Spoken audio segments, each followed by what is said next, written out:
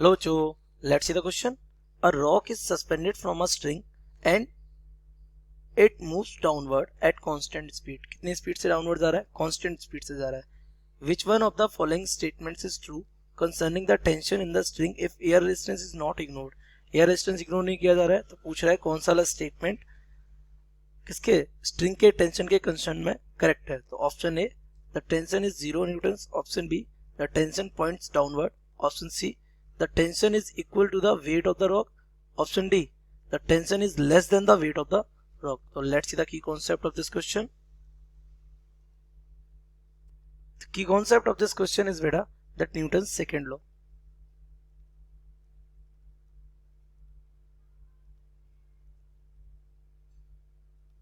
According to which the rate of change of momentum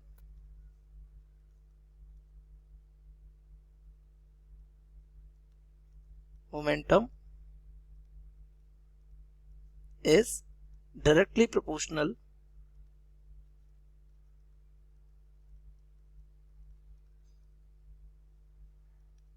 to external force, or we can say the net external force. तो simply यहां से अगर हम dp over dt लिखे तो directly proportional होगा f net के external होगा. नाउ अगर इसको आप सॉल्व करेंगे तो you will get what f net is equals to ma. यहां से बेटा में क्या दिख रहा है जो f net है अगर ये जीरो हुआ ओके तो डेफिनेटली या तो m जीरो होगा या हमारा एक्सेलरेशन जीरो होगा. But you know m can't be equals to zero तो हमारा एक्सेलरेशन डेफिनेटली क्या हो जाएगा zero.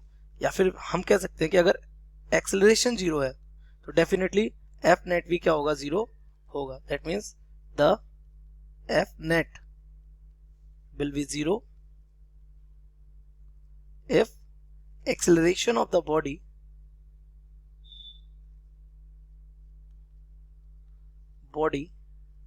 is zero, that it, or we can say it is moving with constant velocity. तो हमारा क्वेश्चन क्या पूछ रहा है, वो कह रहा है आपसे कि जो रॉक है वो कैसी कांस्टेंट स्पीड से डाउनवर्ड जा रही है. तो देखिए रॉक के लिए क्या बना लेते हैं FBD free body diagram for a rock.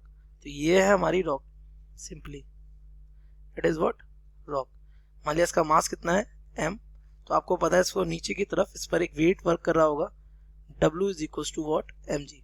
अच्छा क्योंकि ये हैंग्ड किससे है, ये इस तरीके से एक रॉक यहाँ पर ऐसे बंधी हुई है यूं, ठीक है. तो ये हैंड कैसे टेंशन, तो इस पे एक ऊपर की तरफ क्या लग रहा होगा टेंशन फोर्स भी लग रहा होगा. तो टेंशन किधर जा रहा होगा इन अपवर्ड डायरेक्शन. नाउ अब यहाँ का जो एयर रेजिस्टेंस है वो इग्नोर नहीं किया गया. तो यहाँ जो एयर होगी वो इसको क्या कर रही होगी रेजिस्ट. दैट मीन्स पर एक फोर्स लगा रही है किधर ऊपर की तरफ क्या FA. तो एक फोर्स और लग रहा होगा इस पर ऊपर की तरफ क्या, that will be the FA. ये क्या है air resistance. Now since rock is going downward with constant speed,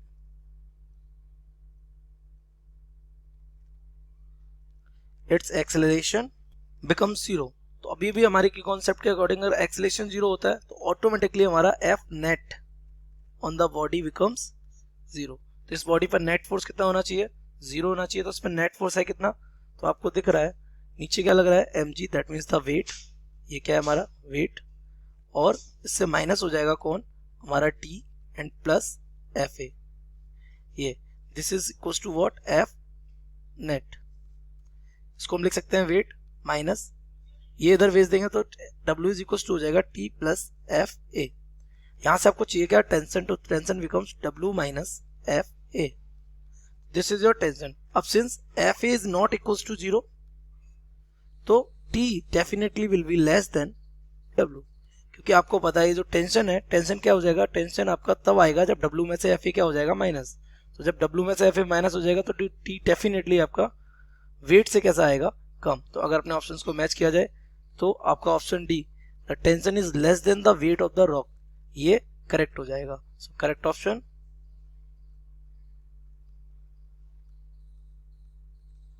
D. I hope you have understood it well.